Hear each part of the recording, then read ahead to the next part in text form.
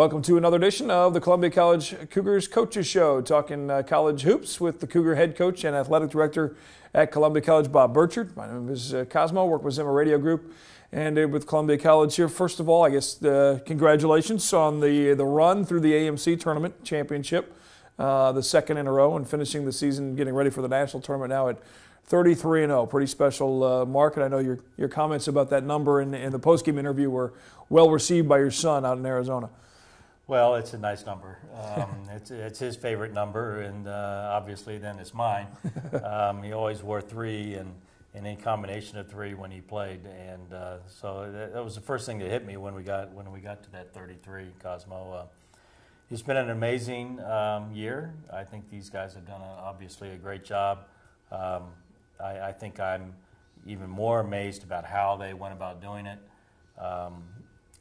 To wind up number 1 at the end of the conference tournaments and going in as the number 1 seed is quite special. Sit here in the Bixby room at Columbia College as we film the beginning of the season for the shows, and you talk with all the coaches before the season starts, and all the optimism and the look back at the players that have finished and have left, and you look ahead, and I think we started right there at the beginning, as you always do on the basketball court, at that point guard spot. And said, okay, how are we going to fix not having Anike and Medeiros here, and what's going to be that landscape at point guard? And obviously your options were, with Devin and Pep Stancil and others, and that was quickly overlooked and not really a worry. Not to downgrade Anike by any stretch, but it's amazing how quickly this team gelled and really became one unit the whole year. Well, several things that really stand out to me. Actually, somebody asked me earlier today, they said, compare this to the other great teams. And my answer is very simple, is 0. There's a 0 on the right-hand side. To have that level of consistency from the first week in November to the middle of March is something that I'm extremely proud about. Consistent effort, consistent play, and that's a long stretch of time for anything to go on at a high level, and you would think at some point in time the game would just kind of catch you, or you just play extremely poorly and not come out on top, and this team's been able to avoid that. I think there are certain characteristics that every coach would really point to when it comes to this type of performance. Number 1 is their enthusiasm for the game and that they like each other. And I think that's very evident. I've had more people come up to me and say how much they enjoy seeing the guys in warm-ups because it's just so evident that they like being around each other. And I think that's an amazing compliment. And their intelligence, that you can problem solve, over a 4 or 5 month period, you run into a lot of problems, and so you can overcome those. Depth is extremely important. If you're just depending on 1 or 2 guys to carry you over a long period of time, eventually they're going to break down, and we haven't had to do that. And I think just consistency of effort. They look the same.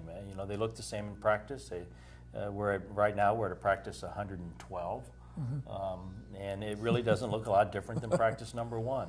And I think that that's why they've been able to get to the point they are now. Yeah, and you mentioned the having fun part. I know standing at the end of the tunnel waiting, they have their little mosh pit back there in the end. I know you guys stay clear of that whole chaos, but running around and jumping around and screaming and yelling and just watching the look on Derek Dilworth's face, who stayed out of the melee, but he was peeking out on the hallway, and just that beaming smile and just not just confidence, but just an absolute, I'm having a blast. Here we are. We're playing for a conference championship here at Columbia College, my first year speaking as Derek.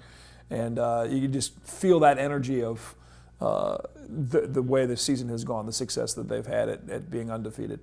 The key point you said in there that we try to stay out of all that, and we always do. Groups take on a life to themselves, and I think that's what you're describing, actually, Cosmo. They've got their own thing going on, and they like that togetherness, and I think that translates into good play. Again, going back to just the length of the college basketball season and how long you actually spend together. When you like each other, then it's a lot easier to do hard things. Yeah. You know, if you have conflict, then even easy things become very hard. And so I think this team obviously likes each other. And really, if you look at, you know, the results, a couple of close games. The one at Mobap was the first one that was close, and the adjustments you made in the first half carried over in the second, and you got a win. And then the last game, the one to preserve the 30-0 at William Woods, was quite a battle the whole day. Well, we've had great close games. People have asked me that a lot. I mean, you know, I think statistically, if you look, our average margin of victory has been very high. But the games haven't necessarily played that way. Maybe the outcome just turned into that. You know, I think the last game in particular, I thought Woods was extremely well prepared for us.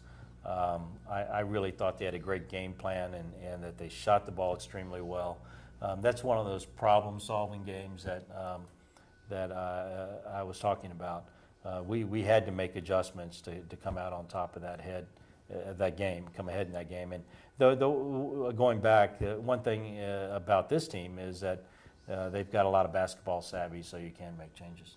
And some, you know, little things in there, and we talked about it the other night watching the Cougar women's play.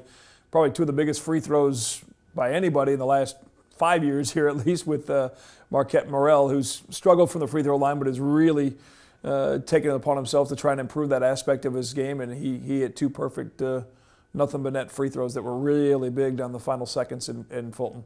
I think he has taken on that as a challenge, and I think you could really see it in his confidence level when he stepped up there, Cosmo. He's worked really hard on his free throw shooting. I know he was really proud and hitting really big ones. And because you've seen that over the years over this year with teammates trying to, you know, I think it was Hal Payne probably gave him one of the biggest bear hugs I've seen in the middle of a game, at least not at a postseason celebration after he came over after the timeout after he hit the second free throw. And you could just feel that energy and realize that they, at that point, I think had realized that they were going to protect that 30-0 and finish perfect on the season.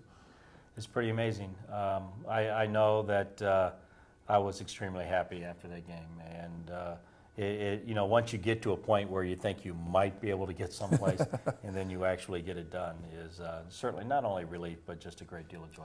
Some of the other players, obviously, we mentioned. You can't forget number 50, Jordan Dressler, in his third year and his senior year for you here at Columbia College, to be able to come back home and play for the home team here in Columbia College. Just an unbelievable season for him, both in the paint and outside and pass. I mean, the whole package. We've talked about Jordan quite a bit throughout the year, Cosmo. I think the one really neat thing is to see the level he's playing at right now. I really thought in our conference tournament he really took his game up another notch, particularly in our championship game. I think he was almost unstoppable. And really impacted the game in a lot of ways, just by his sheer physical presence, by his rebounding, by blocking shots, and defending. You know, there were several times when I went back and watched on the film where guys wanted to make a move, yeah, and he was there, and we kind of used the term wall up, you know, and that's a big wall. That's a big wall. He's one of the biggest players, and a lot of fun to watch. I had a couple of coworkers come and watch that game. They hadn't seen a game all season long, and I finally broke them down. I said, "You got to watch this team play." And they came out and they said, "That's number 50 is unbelievable. Wow, he's just enormous." And we'd seen him step out at the top of the key and hit threes and dish the ball off, and he was rewarded for sure with that, with the honor of the Player of the Year for the conference.